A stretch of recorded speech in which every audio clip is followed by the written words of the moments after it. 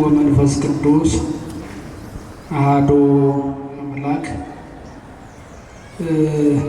ድምጻችሁ አይሰማምና እኔም በስመ አብ ስል ድምፄን አውጥቼ ነው እንጂ ወደ ውስጥ ትንፋሽን ዋጥ አድርጎ ድምፅ እንዳይሰማ አድርጎ አይደለም በስመ አብ የሚባለው። ድምፃችንንም አውጥተን በስመ አብ ብለን አይሆንም አልጀሪውና። እስኪ በስመ አብ ብለን በስመ አብ ወወልድ ወመንፈስ ቅዱስ አሐዱ አምላክ። እዚህ ዕለትና እዚህ ሰዓት በምሕረቱና በቸርነቱ ጠብቆ ያደረሰን ከምንም በላይ ለታላቁ መልአክ ለሊቀ መላእክት ለቅዱስ ሚካኤል ዓመታዊ የዋዜማ በዓል በምሕረቱና በቸርነቱ ጠብቆ አድርሶ እንዲህ በምሕረቱ አደባባይ ተሰባስበን እንድንዘምር እንድናመሰግን እዚህ ዕለት እዚህ ዓመት እዚህ ሰዓት ያደረሰን አምላካችን ልዑል እግዚአብሔር ስሙ ዛሬም ዘወትርም ለዘላለሙ የተመሰገነ ይሁን። ለዘላለሙ የተመሰገነ ይሁን። ለዘላለሙ የተመሰገነ ይሁን። በቅድሚያ ወልደ እግዚአብሔር እንደነገሰ ዲያብሎስ እንደተሻረ ሞተ ሥጋ ሞተ ነፍስ እንደጠፋ የምትናገረውን ቃሉ ወንጌልን የሚያስተምሩ የሚመሰክሩ መርሐ ግብሩን እየመሩልን ያሉ አባታችን የዚሁ የደብሩ መምህረ ወንጌል መምህራችን መምህር እንዳልካቸው ተሾመ፣ እንዲሁም ሌሎች በውስጡ ያላቸው መምህራነ ወንጌል፣ አበው ካህናት፣ ለአይካነ ምስጢር ዲያቆናት፣ እንዲሁም ሀብተ ዝማሬው ተሰጥቶ መዝሙሩን ከነዋየ መዝሙሩ ጋር አስማምተህ ዘምረህ እንድንዘምር ያደረግከን ወንድማችን ዘማሪ ዲያቆን ዘርአ ዳዊት፣ እንዲሁም በዚህ ዕለት በዚህ ሰዓት ማመስገን በሚገባችሁ ቦታ ተገኝታችሁ ለአምላካችሁ ለእግዚአብሔር የምስጋና መስዋዕትን በማቅረብ ላይ ያላችሁ የእግዚአብሔር ቤተሰቦች፣ እናታችን የቅድስት ድንግል ማርያም የቃል ኪዳን ልጆች፣ ማኅበረ ምእመናን ወምእመናት፣ አባቶች፣ እናቶች፣ ወንድሞች፣ እህቶች፣ ሕፃናትም ጭምር እዚህ ወር እዚህ ዕለት እዚህ ሰዓት አደረሰን በመድኃኔ ዓለም በኢየሱስ ክርስቶስ ፍጹም ሰላምታ ሰላም እላችኋለሁ። እንደምን አላችሁ? እንደምን ዋላችሁ? እንደምን ቆያችሁ? እግዚአብሔር ይመስገን ብለን ቅዱስ የሆነውን ስሙን በምስጋና እንጠራ ዘንድ ጥንቱንም በጥንተ ተፈጥሮ ለምስጋና የፈጠረን ለም ዳግመኛ በኃጢአት ብንወድቅ ሰው ሆኖ ሥጋ ለብሶ በአዲስ ተፈጥሮ ፈጥሮ ወደ ምስጋናው ቦታችንና ሕይወታችን የመለሰን ወልደ እግዚአብሔር ሕያው ወልደ ማርያም ስግው አባታችን አምላካችን ልዑል እግዚአብሔር ምስጋና ይድረሰው። ከፍ አድርጋችሁ እግዚአብሔርን አመስግኑት። ርቀን በነበርንበት ሰዓት የቀረብንባት፣ ተጣልተን በነበርንበት ሰዓት የታረቅንባት የመስቀሉ ስር የአደራ እናታችን ስጦታችን እመ አምላክ ወላዲተ አምላክ ቅድስት ድንግል ማርያምም ክብር ምስጋና ይድረሳት። ለወላዲተ አምላክ ምስጋና አቅርቡላት። በነገው ዕለት ዓመታዊ ክብረ በዓሉን የምናከብርለት የምህረት መልአክ የሆነው የሊቀ መላእክት የቅዱስ ሚካኤል ተራዳኢነቱ፣ ምልጃው፣ ጥበቃው አይለየን አይለያችሁ። እንኳን አደረሳችሁ። አመስግኑት እግዚአብሔር በደንብ አድርጋችሁ። እንግዲህ እንደሚታወቀው መድረስ በራስ ፈቃድ አይደለም፣ በራስ ጥበብ አይደለም፣ በራስ ፍላጎት አይደለም።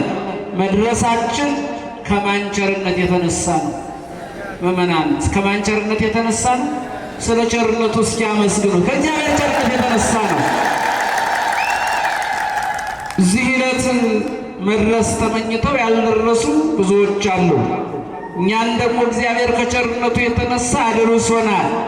እኛ መድረሳችን ሌሎች አለመድረሳቸው የነሱ ኃጢአታቸው በስቶ የእኛ ጽድቃችን በስቶ አይደለም። ዕድሜ ለንስሐ ዘመን ለፍስሐ ሰጥቶ የንስሐ ጊዜ ሰጥቶ እነሆ እንደ አምናው ሁሉ አምላካችን እግዚአብሔርን እንድናመሰግነው አምላከ ቅዱስ ሚካኤልን እንድናመሰግነው የሊቀ መላእክት የቅዱስ ሚካኤልን ተራዳኢነቱን ምልጃውን እንድንሰማ እንድንናገር እግዚአብሔር በምሕረቱ በቸርነቱ ጠብቆ አድርሶናል። አመስግኑት፣ አመስግኑት። አሁንም እንግዲህ ለእግዚአብሔር አምላካችን መልካም ፈቃድ የዋዜማ ጉባኤ ነው። ከኔ ጋራ የምንማማርበት የትምህርታችን መነሻ ኃይለ ቃል የሚሆነው ተፈስሑ ሊተ እስመ ረከብኩ በግዕየ ዘተገድፈ፣ የጠፋውን በጌን አግኝቼዋለሁና ከእኔ ጋራ ደስ ይበላችሁ የሚል ይሆናል። የጠፋውን በጌን በሉ አላችሁላችሁ። የጠፋው ምን የጠፋውን በጌን በሉ እስቲ አግኝቼዋለሁና ከእኔ ጋራ ደስ ይበላችሁ። ከማን ጋር ደስ ይበላችሁ? ከእኔ ጋራ ደስ ይበላችሁ። የቅዱስ ሉቃስ ወንጌል ምዕራፍ 15 ቁጥር 6 ላይ ነው መነሻ ኃይለ ቃሉ። የቅዱስ ሉቃስ በረከቱ ረድኤቱ ሁላችን ላይ ይደረብን። እንግዲህ ይህንን ርዕስ ስናነሳ ዝም ብለን አይደለም ምእመናን። ቤተ ክርስቲያናችን ወቅታዊ ትምህርት፣ ወቅታዊ መልእክት አላት። ሁሉም በጊዜው የተቀመመ የተሰናዳ ትምህርት ነው ያላት። እንግዲህ አሁን የምንገኝበት ወቅት ትንሣኤውን አክብረናል። ምኑን አክብረናል? ትንሣኤውን አክብረናል። ዕርገቱን አክብረናል። እንግዲህ ዕርገቱን ካከበርን በኋላ ያለው ያው ባረገ በአስረኛው ለቅዱሳን አባቶቻችን ሐዋርያት ሀብተ መንፈስ ቅዱስ ጸጋ መንፈስ ቅዱስ የተሰጠበት ቅዱሳን አባቶቻችን ሐዋርያትም ለአገልግሎት በድፍረት የወጡበት ወቅትና ጊዜ ላይ ነው የምንገኘው። ስለዚህ ይህ ወቅት እነሆ የጠፋው ተገኝቶ በራሱ በፈላጊው በእግዚአብሔር ዘንድ በተፈላጊው ፈልጎ ተፈልጎ በተገኘው በበጉ ዘንድ እንዲሁም ደግሞ በበጉ መገኘት በኅብረትና በአንድነት በአጠቃላይ ታላቅ ደስታ የሆነበት ወቅት ነው። እግዚአብሔር በጉን ፈልጎ ያገኘበት ፈልጎ አግኝቶ ወደ ቀደመ ክብሩ ወደ ቀደመ ቦታው ወደ ቀደመ ማዕረጉ የመለሰበት ያም ጠፍቶ የነበረው በግ የተገኘበት እንደገናም ደግሞ በመገኘቱ ደግሞ ሰማያውያን መላእክት ደስ የተሰኙበት ወቅትና ጊዜ ስለሆነ ይህንን ርዕስ አንስተን ለእግዚአብሔር አምላካችን መልካም ፈቃድ እንነጋገራለን፣ እንማማራለን። እግዚአብሔር መንፈስ ቅዱስ ለእኛ ለልጆቹ የሚገባንንና የሚገባንን ነገር እንዲያስተምረን ፈቃዱ ይሁንልን። ቃሉን የተናገረው ክብር ምስጋና ይገባውና ከሦስቱ አካላት አንዱ አካል አካላዊ ቃል እግዚአብሔር ወልድ ኢየሱስ ክርስቶስ ነው። ኢየሱስ ክርስቶስ አካላዊ ቃል ይባላል። አካላዊ ይባላል።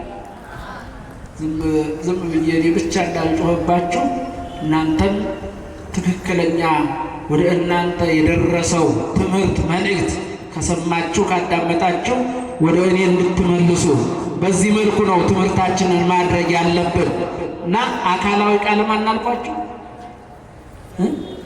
አካላዊ ቃል ኢየሱስ ክርስቶስ። አካላዊ ቃል ነው ኢየሱስ ክርስቶስ። ምንድን ነው አካላዊ ቃል ነው? ኢየሱስ ክርስቶስ አካላዊ ቃል ማለት አካል ያለው ቃል ማለት ነው። ምን ያለው ቃል? አካል ያለው ቃል። እግዚአብሔር መንፈስ ቅዱስ አካላዊ እስትንፋስ፣ አካላዊ ሕይወት ይባላል። እርሱ ደግሞ አካላዊ ቃል ይባላል። አካላዊ ቃል ይባላል። ስለዚህ ይህንን ኃይለ ቃል የተናገረው አካላዊ ቃል ከሦስቱ አካላት ሦስቱ አካላት የሚባሉት ማን ማን ናቸው? በደንብ ተናገር። ድምፅ መስማት ፈልጋለሁ። ጎሽ፣ ጥሩ ነው። አመስግኑት እግዚአብሔርን፣ ደስ ይላል። አዎ፣ ሦስቱ አካላት የሚባሉት እግዚአብሔር አብ፣ እግዚአብሔር ወልድ፣ እግዚአብሔር መንፈስ ቅዱስ እግዚአብሔር አብ በሉ፣ እግዚአብሔር ወልድ፣ እግዚአብሔር መንፈስ ቅዱስ። እነዚህ ሦስቱ አካላት ይባላሉ።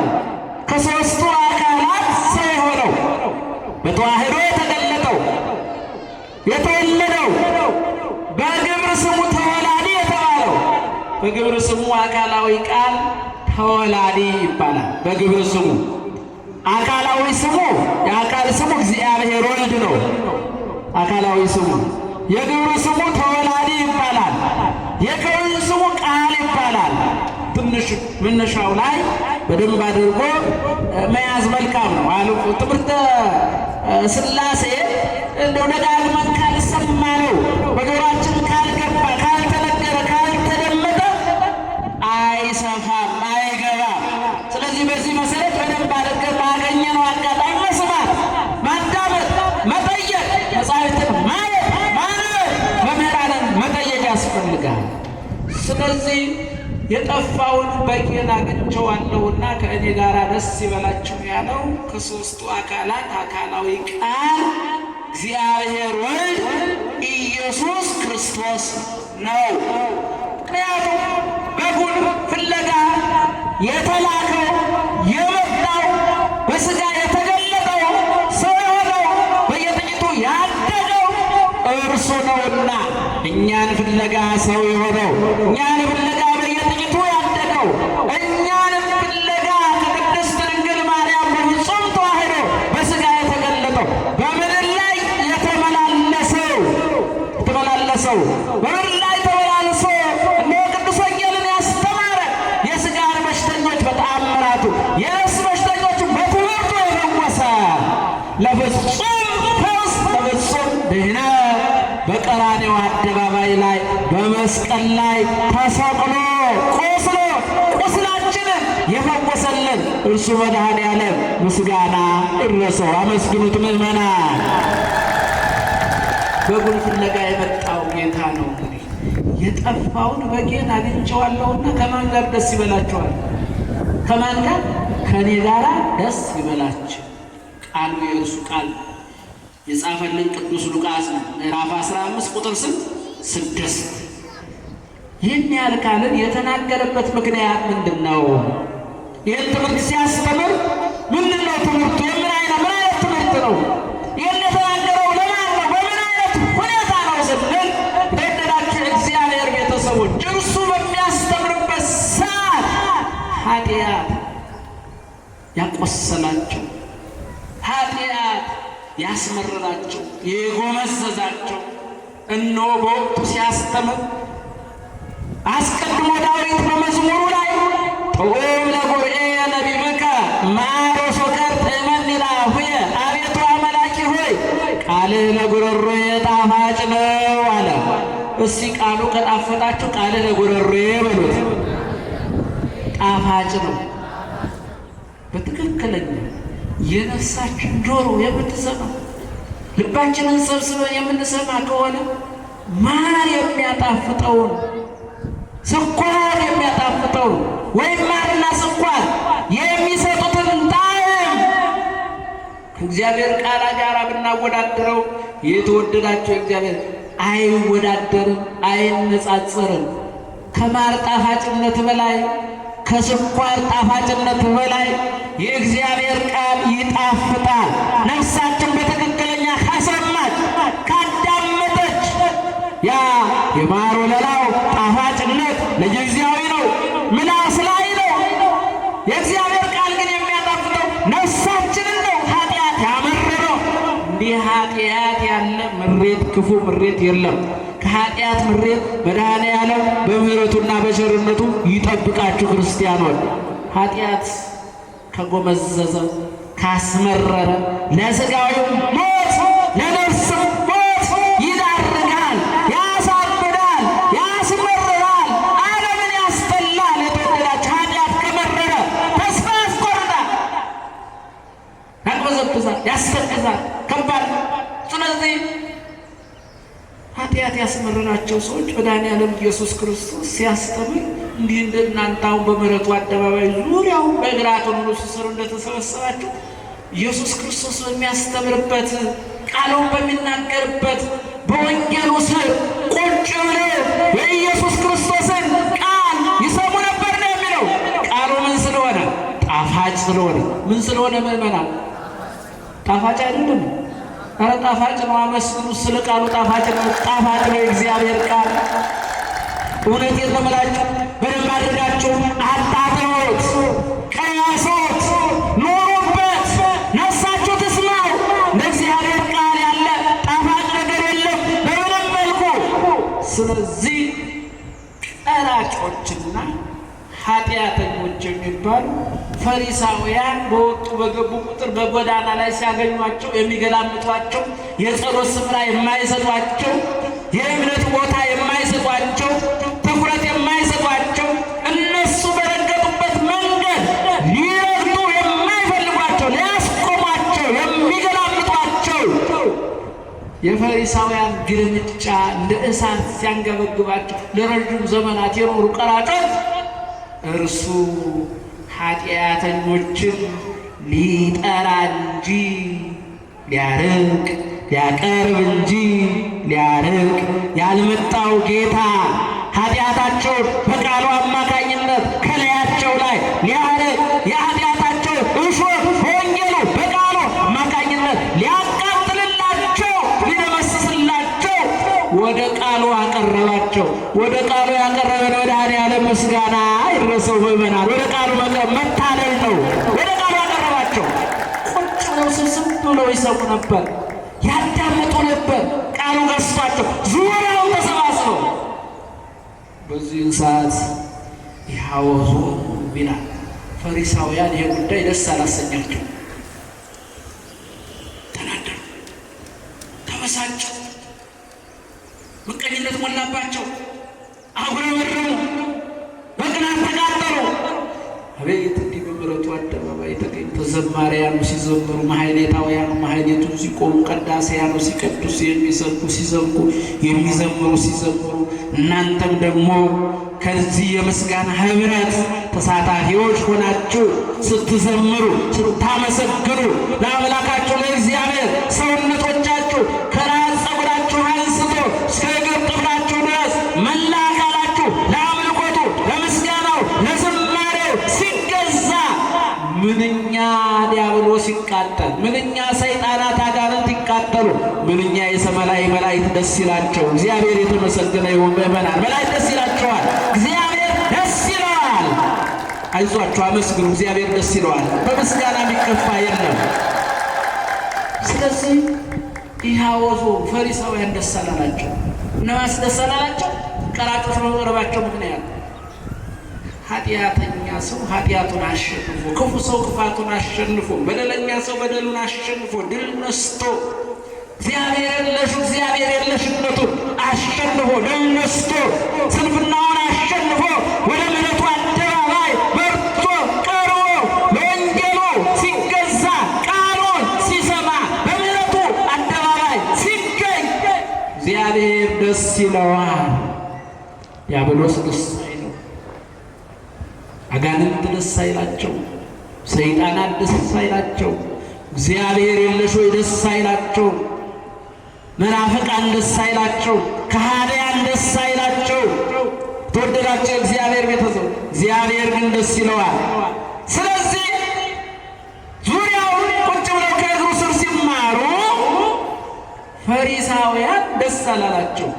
ወዲያው ከጀርባ ሆኑና ዝስ ኃጥአነ ይትየከፋሉ፣ ይህስ ኃጢአተኞችን ይቀበላል አሉ። ምኖችን ይቀበላል አላችሁላችሁ? ምኖችን ይቀበላል? ኃጢአተኞችን ይቀበላል። ቸርነት ነው ባህሪው፣ ይቅርታ ነው ባህሪው። እንደው እውነት ለመናገር እያንዳንዳችን ብንጠየቅ መቼም የራሳችን በደልና ኃጢአት አይታየንም እንጂ እግዚአብሔር ኃጢአተኞችን ባይቀበል ደስ የሚለን ይመስለኛል። አለ እንዲህ አይነት ጠባይ፣ የሰው ጠባይ፣ የክፋት ጠባይ፣ የቅናት ጠባይ፣ የምቀኝነት ጠባይ፣ የተንኮል ጠባይ፣ ያቺ ለዘላለም ወርሰናት የምንኖር ገነት መንግሥተ ሰማያት እነሆ የተወደዳችሁ እግዚአብሔር ቤተሰብ የምትጠፋ አይደለችም። የምንገፋፋባት አይደለችም። የምንበላላባት አይደለችም። ሁላ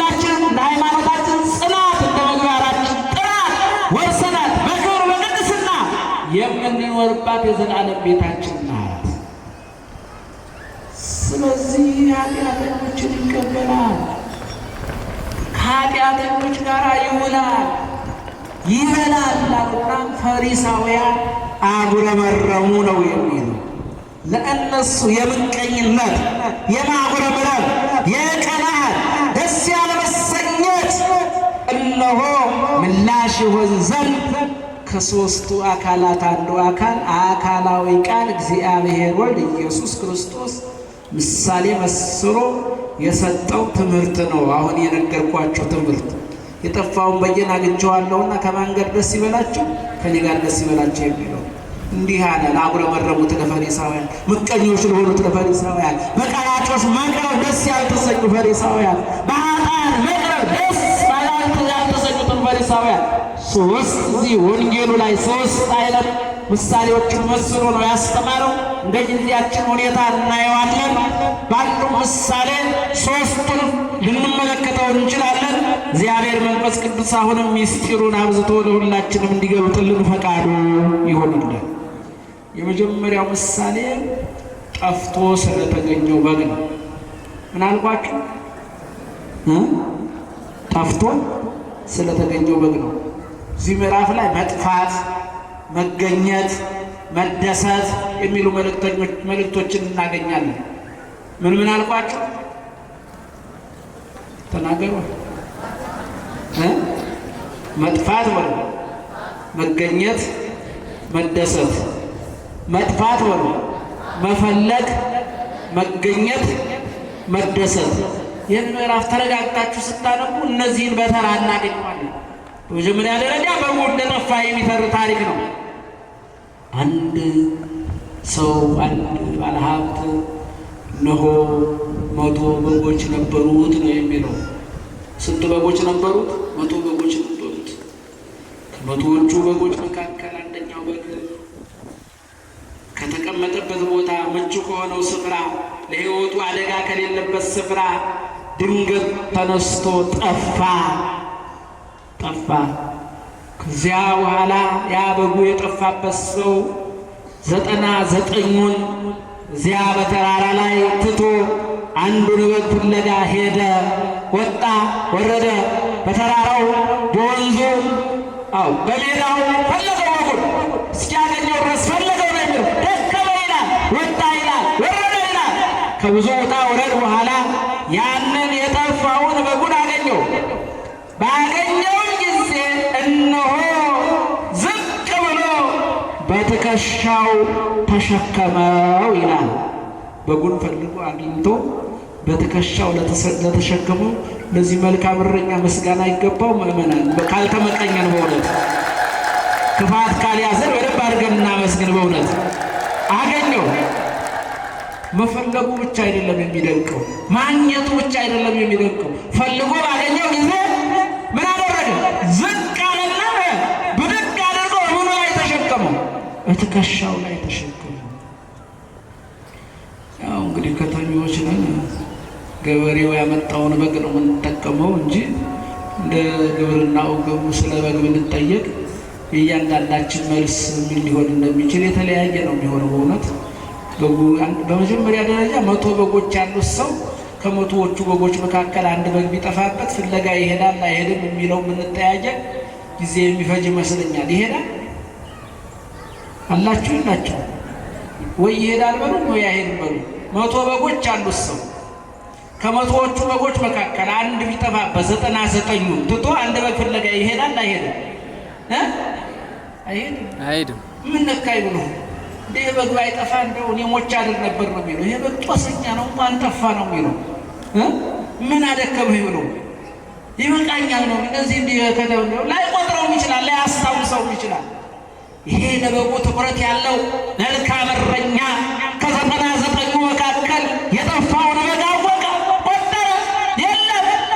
ስለዚህ ያንን 99 ለሕይወታቸው አደጋ ባልሆነበት ቦታ መቀመጫ በረት አስቀምጦ አንድ በግ ፍለጋ ሄደ ነው የሚለው። እንዲህ ስላችሁ ምን አይነት ስስታም ነው እንዳትሉ፣ ምን አይነት ንፉግ ነው ምን ለዋና ምን አይነት ስግብግብ ነው ልንል እንችላለን። ስግብግብነት አይደለም። ከበጎቹ አንዱ እንዲጠፋበት የማይፈልግ መልካም እረኛ ስለሆነ ለዚህ መልካም እረኛ እስኪ ከፍ አድርጋችሁ ምስጋና አቅርቡለት። መልካም እረኛ እንዲህ አይነት እረኞች ያብዛልን በእውነት። እንደው በሰሙ ስንመለከት የሚገርም እኮ ነው፣ የሚደንቅ ነው። ከዚያ ደግሞ ፈለገው ጥቂት ፈልጎ ሊመለስ ይችላል። ዜና ለእረኛ ምን ወዝነው እኔ ምን አንገላታኝ ምን አደከመ ኧረ አይገኝም የራሱ ጉዳይ ብሎ ሊመለስ። ይሄ ግን እስኪያገኘው ድረስ በተራራው ፈለገው፣ በባህሩ አካባቢ ፈለገው፣ በየውሱ ፈለገው፣ በጫካው ፈለገው፣ ፈልጎ አገኘው። ባገኘው ጊዜ ደግሞ አንተን ስል አይደለም ቤቴን ትቼ የተንከራተትኩት የወጣሁት የወረድኩት አደከምከኝ ብሎ በገመድ ቀንዱን አስሮ አልጎተተው ወይም ለአንስቶ እግሩን አላለው አለመታው። ዝቅ አለና በምኑ ተሸከመ? ከፍ አደረገና ተሸከመው። አንስቶ ተሸከመው። ትከሻው ላይ ዋለ። በጉ ትከሻው ላይ ዋለ። ከዚያ በኋላ በትከሻው ተሸከመና መጣና ጎረቤቶቹ ጋር አንኳኳ። እንዲህ አለ፣ ተፈስሑ ሊተ እስመ ረከብኩ በግዕየ ዘተገልፈ። እናንተ የጠፋውን በጌን አግኝቼዋለሁና ከኔ ጋር ምን ይበላችኋል? ደስ ይበላችኋል። መገኘቱን አበሰረ፣ መገኘቱን ተናገረ። በሕይወቱ አልፈረደበትም፣ ሞት አልፈረደበትም። ይታረድ አላለም፣ ማረድ የለበትም አላለም። ቀዝቃዣ ነው አላለም፣ ጠፍቶ በቀረ አላለም። ይህን የጠፋውን በጌን አግኝቼዋለሁና ከማን ጋር ደስ ይበላችሁ? ከእኔ ጋር ደስ ይበላችሁ ብሎ ጎረቤቶቹ የደስታው ተካፋዮች እንዲሆኑ አደረገ ነው የሚለው። እንደው ለእንዲህ አይነት መልካም እረኛ የመልካም እረኛ መገለጫ የሆነው እንደው በሰሙ ብቻ ይሄ እረኛ ያስጨበጭባል፣ እግዚአብሔርን ያስመሰግናል። አመስግኑት። መልካም እረኛ ለበጉ ትኩረት ያለው ርኅራኄ ያለው ቸርነት ያለው ቸርነት ስስት አይደለም እንዲህ ያደረገው ብያቸው፣ ንፍገት አይደለም ብያቸዋለሁ። ትኩረት ያለው መሆኑን ነው። እነዚያንም ዝም ብሎ ባረባ ቦታ አልተዋቸው። ምቹ በሆነ ስፍራ ስለነበሩ ነው ጥሎ የሄደው። እንግዲህ ይህ ሰሙ ነው ምእመን። ወርቁ ምንድን ነው የሚለው እንዳልኳችሁ ይሄ ወቅት የጠፋው በግ ተመልሶ እነሆ የተገኘበት ወደ በረቱ የተመለሰበት ታሪክ በምልአት በስፋት የሚነገርበት የሚተረጎምበት ነው ብያቸዋለሁ። ስለዚህ የዚህ የበዚህ በግ እረኛ ተብሎ የተገለጠው በዚህ ቅዱስ ወንጌል አምላካችን በምሳሌ የገለጠው ራሱን ነው። መልካም እረኛ ለበጉ ግዴታ ያለው ችሮታ ያለው ይቅርታ ያለው ምግብ የሆነ ልብስ የሆነ መጠጥ የሆነ ማደሪያ የሆነ መልካም እረኛ የድንግል ማርያም ልጅ መድኃኔዓለም ኢየሱስ ክርስቶስ ነው። ምስጋና ይድረሰው ለመልካሙ እረኛ ለመድኃኔዓለም ለኢየሱስ ክርስቶስ። እንግዲህ 100 በጎች ነበሩት ተብሏል። በ100 በጎች ደረጃ የተገለጡት እንደሚታወቀው እግዚአብሔር በጥንተ ተፈጥሮ ክብሩና ጌትነቱ በባህሪው እንደቀረ አውቆ ዓለምን ልፍጠር ብሎ እንዳሰበና አስቦ እንዳልቀረ ከዕለተ እሑድ አንስቶ ብዙውን አንድ እያሉ እየቆጠሩ 22 ስነ ፍጥረታትን ፈጥሯል። መጀመሪያው ላይ በዕለተ እሑድ ለምስጋና የተፈጠሩ ቅዱሳን መላእክት ናቸው። ነቅዱስ ሚካኤል ናቸው፣ ነቅዱስ ገብርኤል ናቸው። እልፍ አእላፋት ወትልፊት አእላፋት ቅዱሳን መላእክት ናቸው። እነዚህ ቅዱሳን መላእክት እግዚአብሔር በነገድ 100 አድርጎ ፈጥሯቸዋል። በነገድ ስንት አድርጎ ፈጥሯቸዋል? በነገድ 100 አድርጎ ፈጥሯቸዋል። በ3 ከተማ ላይ አስቀምጧቸዋል። የመላእክት ከተማ የሚባሉ ኢዮር፣ ራማ፣ ኤረር ናቸው። ማን አልኳቸው? ተናገሩ እንጂ ደከማችሁ። ኢዮር፣ ራማ፣ ኤረር እነዚህ የማን ከተማ ናቸው? የቅዱሳን መላእክት ከተማ ናቸው።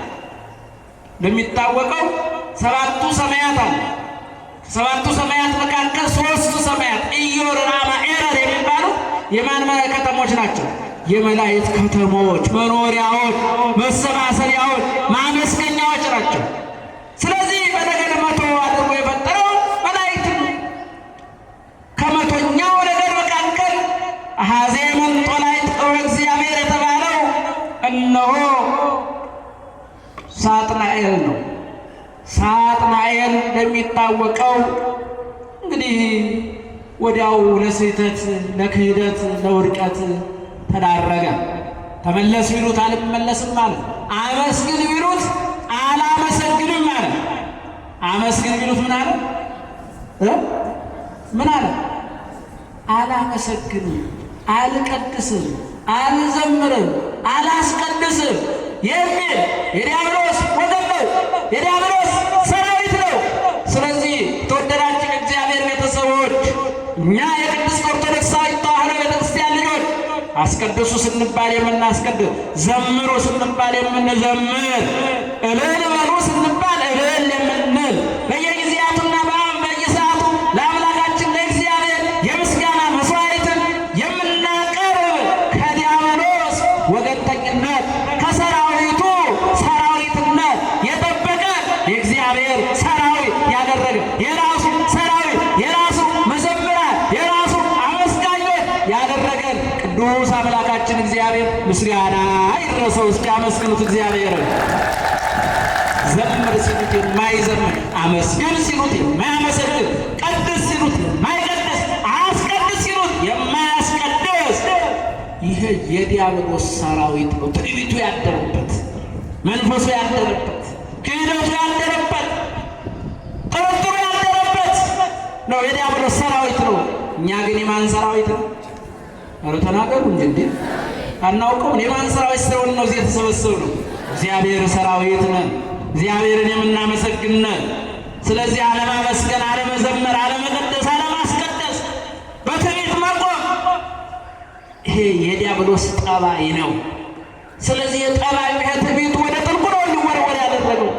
በዚህ አማካኝነት እንግዲህ በመቶኛው ዲያብሎስ ሳጥናኤል ቦታና ሀንታ እነሆ እግዚአብሔር የሰውን ልጅ በዕለተ ዓርብ 22ኛ አድርጎ የሰውን ልጅ አባታችን አዳምን ለምስጋና ፈጥሯል።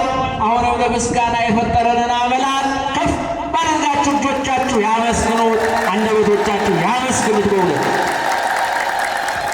እንግዲህ መቼም ከምስጋና ሕይወት አላመሰግንም ብሎ ያው ጥንተ ጠላታችን ሳጥናኤል ቢያወጣንም ቅሉ እግዚአብሔር መልሶናል። በስህተት በድፍረት በትዕቢት የሰውን ልጅ የሚቀድመው ዲያብሎስ ነው። እግዚአብሔር ሳጥናኤልን ለማዳን መልአክ አልሆነም። ምን አልሆነም? እኛን ለማዳን ግን ሰው ሆነ። አይገርምም? እኛን ለማዳን ምን ሆነ? አላችሁላችሁ? እኛን ለማዳን እግዚአብሔር ምን ሆነ? ሰው ሆነ።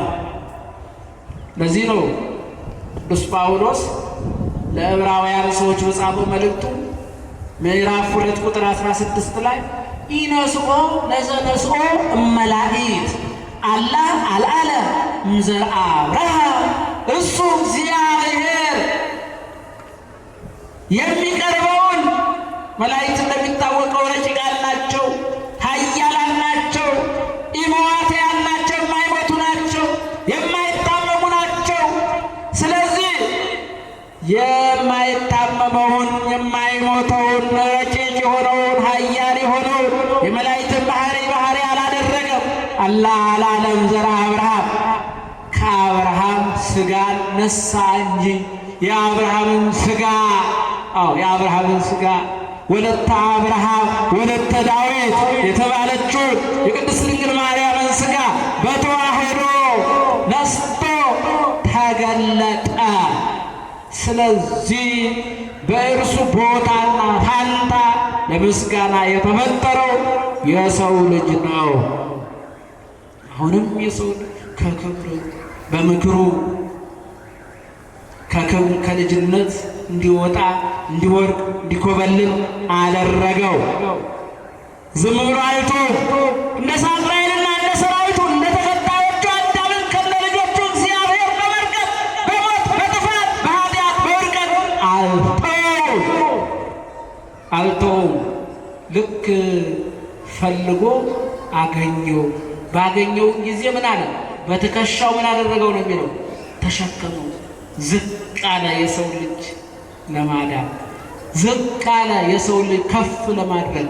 ዝቅ ብሎ ከፍ ያደረገን አምላክ ምስጋና ይድረሰው። ምስጋና አይገባም? ዝቅ ብሎ ከፍ አደረገ። እኛ እኮ ትንሹ ነገር ነው ያቃተን። ትንሹ ነው። አሁን በምድር ላይ ብዙ የተራባለ፣ ብዙ የተጠማለ፣ ብዙ የታረዛል፣ ብዙ የተቸገራል።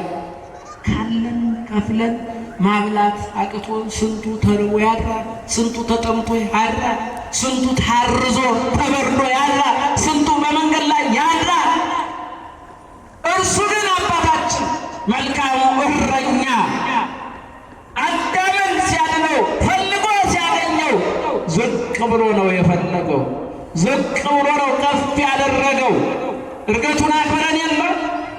እርገቱን ስናከብር እኮ አረገ እግዚአብሔር አረገ ሲባል እኮ ለእሱ መውጣት መውረድ ኖሮበት አይደለም። ከቅድስት ድንግል ማርያም በነሳው ሥጋ እኮ ነው አረገ የተባለው። መላእክት የዘመሩለት እኮ የተወደዳቸው የእግዚአብሔር ቤተሰቦች ከአዳም በነሳው ሥጋ አማካኝነት እኮ ነው ምስጋና ያቀረቡለት። እንዲህ አድርጎ ከፍ ያደረገን እሱ ባለቤቱ አምላካችን እግዚአብሔር ነው። ይሄ ታዲያ የሚያስተላልፍልን መልእክትና ትምህርት ምንድን ነው ካልን፣ ዝቅ ያለውን ከፍ ለማድረግ ዝቅ ማለት ያስፈልጋል። የተራበውን ለማጥገብ እንደው ቢያንስ መራብ እንኳን ግጥ ተርቦ ማጥገብ ነው፣ ተርቦ ማብላት ነው፣ ተጠምቶ ማጠጣት ነው፣ ታርዞ ማልበስ ነው።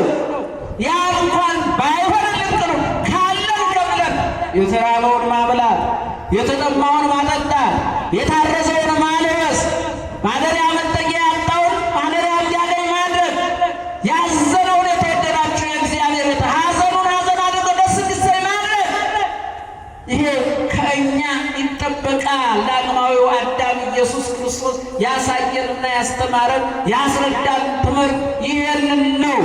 እነሆ የጠፋውን በግ ፈልጎ ባገኘው ጊዜ ዝቅ ብሎ አንስቶ በትከሻው ተሸከመው። በምኑ ተሸከሙ? በትከሻው ተሸከሙ።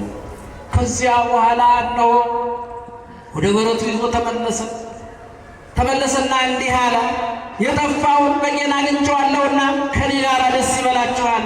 ከማን ጋር ደስ ይበላችሁ? የጠፋው በግ አዳም ነው። የጠፋውን በጌን አግኝቼዋለሁና ከኔ ጋር ደስ ይበላችሁ የተባሉ ቅዱሳን መላእክት ናቸው። በሰው ጠፍቶ መገኘት ሁልጊዜ ደስታን የሚያደርጉ የሰማይ መላእክት ናቸው። እነ ቅዱስ ሚካኤል ናቸው፣ እነ ቅዱስ ገብርኤል ናቸው። ጠፍተን በመገኘታችን ሁልጊዜ ደስታን የሚያደርጉት ለቅዱሳን መላእክቱ ምስጋና ይድረሳቸው። ሌላ የምንከፍላቸው ነገር ምንም ነገር የለም። እነሱም የምስጋና ምስጋናቸውን ሳያቋርጡ ለአምላካቸው ለእግዚአብሔር ምስጋና በማቅረብ የሚኖሩ ናቸው። ስለዚህ ጠፍቶ በተገኘው የሰው ልጅ የሰማይ መላእክት ደስታ አድርገዋል። ደስታ ማድረግ ብቻም አይደለም፣ ደስታቸው ሳይቋረጥ እስከ መጨረሻው ድረስ ይኖራል። ለዚህ ነው እቺ ቅድስት ኦርቶዶክሳዊት ተዋሕዶ ቤተክርስቲያናችን ከመላእክት ከነገር መላእክት ጋር አማኞቿ ከመላእክት ጋር ያላት ኅብረት ቀላል አይደለም። በመልጃቸው ትታመናለች፣ በጥበቃቸው ትታመናለች፣ በተራዳኢነታቸው ትታመናለች። የሰው ልጅ ጸሎት የሚያሳርጉ በመሆናቸው ትታመናለች ቤተ ክርስቲያን ልጆቿ አማኞቿ። ምክንያቱም የሰው ልጅ ጠፍቶ ሲገኝ መላእክት ምን አድርገዋል? ደስታ አድርገዋል። ምን አድርገዋል? ምእመናን ደስታ አድርገዋል። ይህንን የቅዱስ ሉቃስ ወንጌል ምዕራፍ 2 የልደቱን ታሪክ ማንበብ በቂያችን ነው። እንዲህ ነው የሚለው፣ እርሱ አጭር ቁመት በጠባብ ደረት ተወስኖ በዚያች በከብቶች ግርግም በተወለደበት ሰዓት ከላይ ከሰማይ ከአርያም ሰማያውያን መላእክት በእግዚአብሔር ፊት የሚቆሙ መላእክት በቤተልሔም ተገኙ። ምስጋናቸውን አቀረቡ። ምስጋናቸውን ሲያቀርቡ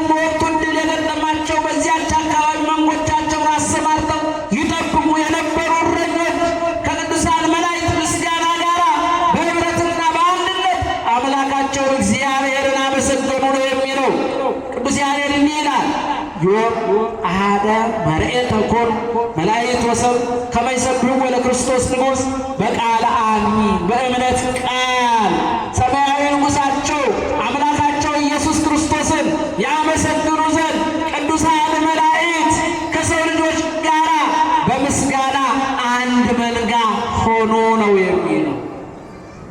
ይሄ በቤተልሔም በምስጋና አንድ መንጋ ሆኖ መገለጥ የመጨረሻው መደምደሚያው ማጠቃለያው እግዚአብሔር የድኅነት መንገዳችንን የሕይወት መንገዳችንን ካቀናልን ፍጻሜያችን የሚሆነው ከመላእክት ጋር ማመስገን ነው። ለዚህ ያበቃን መድኃኔዓለም።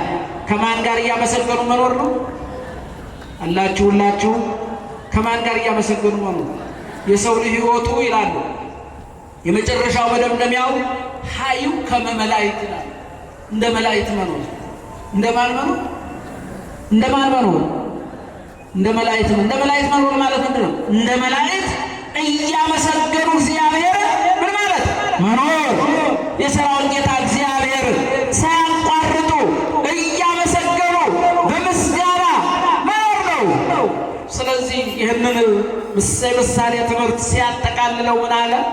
ወይከውን አብይ ፍስሐ በሰማያት እነሆ ጠፍቶ በተገኘው ከኃጢአት በተመለሰው ንስሐ በገባው በአንድ ኃጢአተኛ በቅዱሳን መላእክት ዘንድ በሰማያት ታላቅ ደስታ ይሆናል በማለት ነው። የዚህ የመጀመሪያው የምሳሌ ትምህርት ያጠቃለለው። ከቃሉ ጋር ናችሁ። ዛሬም መጥፋት አለ። ዛሬም ከበረቱ መውጣት አለ። ዛሬም ከበረቱ የሚያወጡ ተኩሎች አልጠፉም። የተወደዳችሁ የእግዚአብሔር ቤት አራዊት አልጠፉም። አስደንባሪዎች አልጠፉም። ከበረቱ የሚያወጡ ለእኛ ለቅድስት ኦርቶዶክሳዊት ተዋሕዶ ቤተክርስቲያናችን የቤተክርስቲያን ልጆች በረታችን ሃይማኖታችን ነው። ምናችን ነው አልኳችሁ? የማይናገር አይኖር። ምናችን ነው? ሃይማኖታችን በረታችን ነው። መቆያችን ነው። መኖሪያችን ነው። መጽናችን ነው። የሃይማኖታችን ዶግማ በረታችን ነው። ቀኖናው በረታችን ነው። ትውፊቱ በረታችን ነው። ቅድስት ኦርቶዶክሳዊት ተዋሕዶ ቤተክርስቲያናችን የምትሰጠው ትምህርት በረታችን ነው። የወንጌሉ አገልግሎት፣ ቅዳሴው፣ ውዳሴው፣ ምስጋናው፣ ማህሌቱ በረታችን ነው። ከዚህ በረት ሊያወጡ የሚፈልጉ ዙሪያችንን የከበቡ ተኩላዎች አሉ፣ አራዊት አሉ። ስለዚህ በእነዚህ አራዊት ከበረታችን ከወጣ፣ ከዶግማችን ከወጣ፣ ከቀኖናችን ከወጣ፣ ከትውፊታችን ከወጣ፣ ከስርዓታችን ከወጣ፣ ከቤተ ክርስቲያናችን አጥር ከወጣ በእነዚህ አራዊት እንበላለን። እነዚህ አራዊት እንዳንበላ በቅዱሳን መላእክቱ አማካኝነት ዕለት ዕለት የሚያስጠብቀን ጠባቂያችን አምላካችን ልዑል እግዚአብሔር ምስጋና ይድረሰው። አመስግኑት። እግዚአብሔርን ያስጠብቀናል በመላእክቱ አማካኝነት።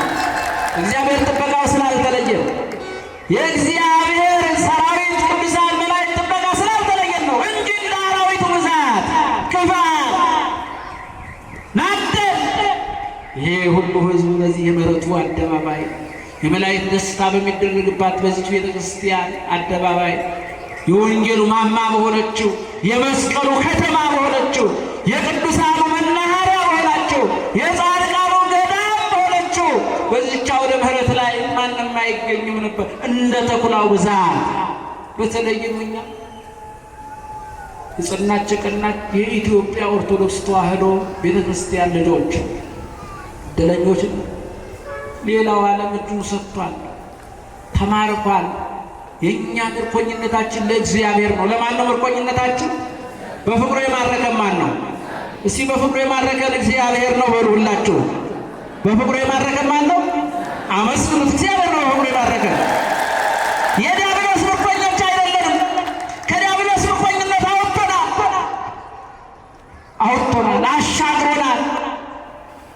አስለፍልፎ ነው ከእጁ ላይ ያስጣለው ነፍሳትን። እዚህ በመጽሐፈ ኪዳን በዚህ በሰሙነ ሕማማት ላይ ከሰማችሁ መኑ ዝንቱ ሥጋ ለቢሶ ሊተ ዘሙአኒ ሥጋን ተዋህዶ ከሹመቴ የሻረኝ ከማይለያ ያዋረደ ይህ ማን ነው ብሏል።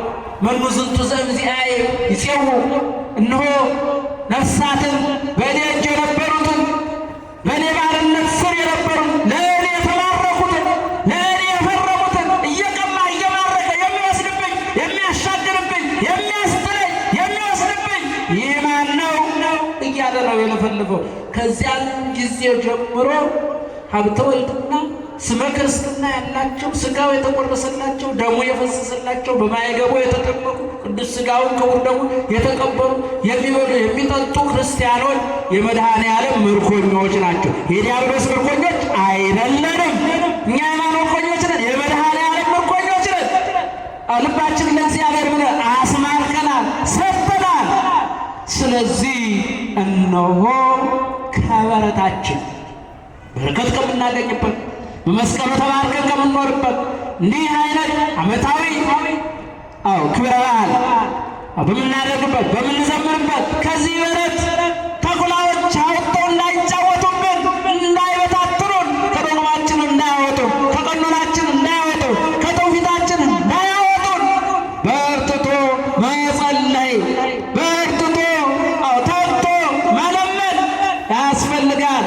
የተወደዳችሁ የእግዚአብሔር ቤተሰቦች ስለዚህ እንግዲህ ጠቅለል ስናደርገው በግ በባህሪው የዋህ ነው። በግ ምንድን ነው? የዋህነቱ መገለጫ ነው አይደለም? የዋህነት ምንድን ነው? መገለጫ ነው። ባለቤቱን ክርስቶስን ነቢዩ ኢሳይያስ በትንቢት ሲናገር ስለ ሰው ልጆች ለመታረድ ሕይወቱን አሳልፎ ለመስጠት ሥጋውን ቆርሶ ደሙን አፍስሶ ለመስጠት የሚመጣውን በሥጋ የሚገለጠውን ጌታ በመንፈሰ ትንቢት አሻግሮ አይቶ ተመልክቶ እንዲህ አለ፣ መጻ ከመ በግ ይጠባህ አለ። እንደ በግ ሊታረድ መጣ። እንደምን ሊታረድ መጣ?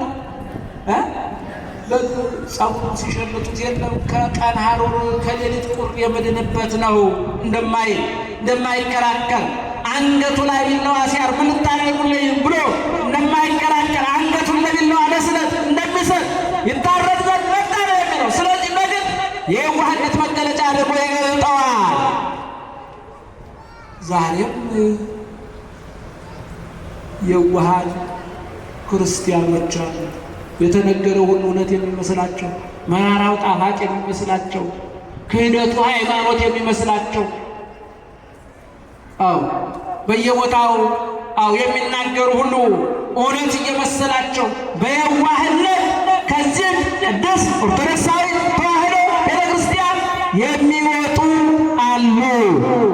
በየዋህነት የሚወጡትን በምህረቱና በቸርነቱ ወደ ቤቱ ይመልሳቸው። በየዋህነት እዚህ ላይ የበጉን መጥፋት ስንመለከት በየዋህነት ነው።